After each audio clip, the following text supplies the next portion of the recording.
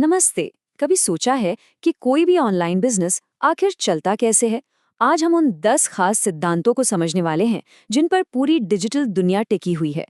ये सिर्फ कुछ टेक्निकल टर्म्स नहीं हैं, बल्कि डिजिटल बिजनेस की असली बुनियाद हैं। तो चलिए एक बड़े ही दिलचस्प सवाल से शुरुआत करते हैं।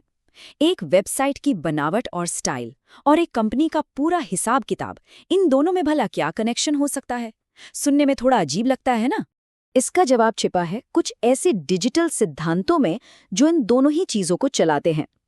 आज हम ऐसे ही 10 नियमों को एक-एक करके समझने की कोशिश करेंगे। तो हमारा ये सफर ना 4 हिस्सों में बटा होगा। पहले हम देखेंगे कि ये डिजिटल दुनिया आखिर बनती कैसे है। फिर समझेंगे कि बिजनेस का सारा डेटा कैसे ऑर्गेनाइज होता है। इसके बाद हम ऑनलाइन लेन-देन की दुनिया को देखेंगे और आखिर में जानेंगे कि एक मॉडर्न बिजनेस को मैनेज कैसे किया जाता है। चलिए तो पहले हिस्से से शुरू करते हैं, डिजिटल दुनिया का निर्माण। यहाँ हम जानेंगे कि जो वेबसाइट्स हम रोज देखते हैं उनके पीछे की बनावट और स्टाइल का राज क्या है। अच्छा, HTML और CSS के रिश्ते को समझने का सबसे अच्छा तरीका है एक कंकाल और कपड़ों का उदाहरण लेना। HTML किसी भी वेबसाइट का ढांचा है, मतलब उसका कंकाल। और CSS वो है कपड़े, जो उस ढांचे को स्टाइल देते हैं, उसे एक लुक देते हैं। तो CSS यानी कैस्केडिंग स्टाइल शीट्स ये तय करता है कि वेबसाइट स्क्रीन पर कैसे दिखेगी, रंग कैसा होगा, फॉन्ट कौन सा होगा, लेआउट क्या होगा, ये सब कुछ CSS के ही हाथ में होता है। और HTML यानी हाइपरलिंक मार्कअप लैंग्वेज वो भाषा है जो वेब पेज की नींव रखती है। ये वो ढांचा तैयार करती है जिस पर CSS अपने स्टाइल का जादू चलाता है। अच्छा, अब जब वेबसाइट दिखने में एकदम तैयार है, तो चलिए जरा पर्दे के पीछे चलते हैं और देखते हैं कि किसी भी बिजनेस का सारा डेटा कैसे व्यवस्थित किया जाता है। अब देखिए, डेटा को ऑर्गेनाइज करने की जो सबसे पहली कड़ी है ना, वो है टेबल। ये संबंधित डेटा का एक कलेक्शन है। इसे एक स्प्रेडशीट की तरह समझ सकते हैं, जिसमें ग्राहकों या प्रोडक्ट्स की जानकारी एक जगह रखी होती है। लेकिन सवाल ये उठता है कि जब इतना सारा डेटा हो जो कई टेबल्स में फैला हुआ हो, तो ये कैसे पक्का करें कि सब कुछ गड़बड़ ना हो जाए? मतलब एक ग्राहक का ऑर्डर किसी दूसरे से कैसे न मिल जाए? तो इसका जवाब है प्राइमरी की। ये दो अलग-अलग टेबल्स को जोड़ने का काम करती है। ये ना हर रिकॉर्ड के लिए एक यूनिक आईडी की तरह है।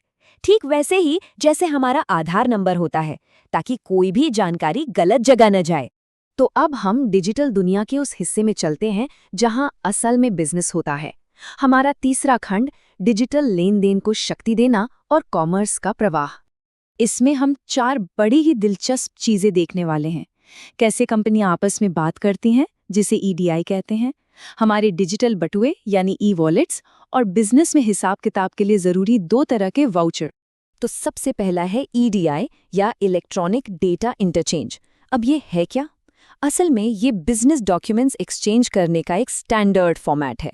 ये अलग-अलग कंपनियों के कंप्यूटर सिस्टम को एक दूसरे से सीधे बात करने देता है, वो भी बिना किसी कागज के। ये काम कैसे करता है? चलिए मान लेते हैं, कंपनी A एक परचेज ऑर्डर बनाती है। EDI सॉफ्टवेयर उसे एक स्टैंडर्ड फॉर्मेट में बदल देता है और ये डॉक्यूमेंट सीधे कंपनी B के सिस्टम में चला जाता है। सब कुछ अपने आप, ऑटोमैटिक। अच्छा, अगला है ई-वॉलेट, जिसे आजकल हम सब इस्तेमाल करते हैं। ये एक डिजिटल बटुआ है और एक खास बात यह है कि ये कोई पोस्टपेड अकाउंट नहीं होता। मतलब पहले पैसे डालो फिर खर्च करो। अब बात करते हैं वाउचर्स की। ये अकाउंटिंग का एक बहुत जरूरी हिस्सा है। सेल्स वाउचर, जैसा कि नाम से ही पता चल रहा है, माल और सेवाओं की नकद बिक्री को रिकॉर्ड करने के लिए होता है। वहीं दूसरी तरफ कॉन्ट्रा वाउचर का इस्तेमाल सुधार की एंट्रीज के लिए होता है। मतलब अगर हिसाब में कोई गलती हो गई हो तो उसे ठीक करने के लिए। और अब आते हैं सबसे बड़े सवाल पर कि इन सब चीजों को मिलाकर एक मॉडर्न बिजनेस को आखिर मैनेज कैसे किया जाता है। चलिए इसकी पूरी तस्वीर देखते हैं। तो इसका जवाब मिलता है ERP में, यानी एंटरप्राइज रिसोर्स प्लानिंग। ये एक ऐसा सॉफ्टवेयर है जो किसी कंपनी के सभी विभागों को, चाहे वो फाइनेंस हो, HR हो या कोई और, एक ही जगह पर जोड़ देता है। ये बिजनेस की हर जानकारी को मैनेज करने का एक बहुत ही पावरफुल समाधान है। और आखिर में चलिए बात करते हैं व्हाइट हैट स्ट्रेटजी की। ये क्या है?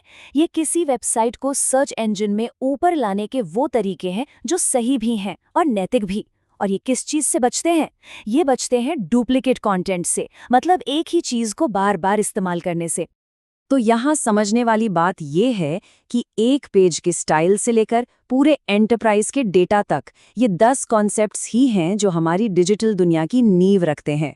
हर एक टुकड़ा एक बड़ी जुड़ी हुई तस्वीर को पूरा करता है।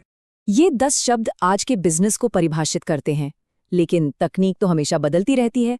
तो सोचने वाली बात यह है, इस लिस्ट में जुड़ने वाला अगला यानी 11वां शब्द क्या होगा?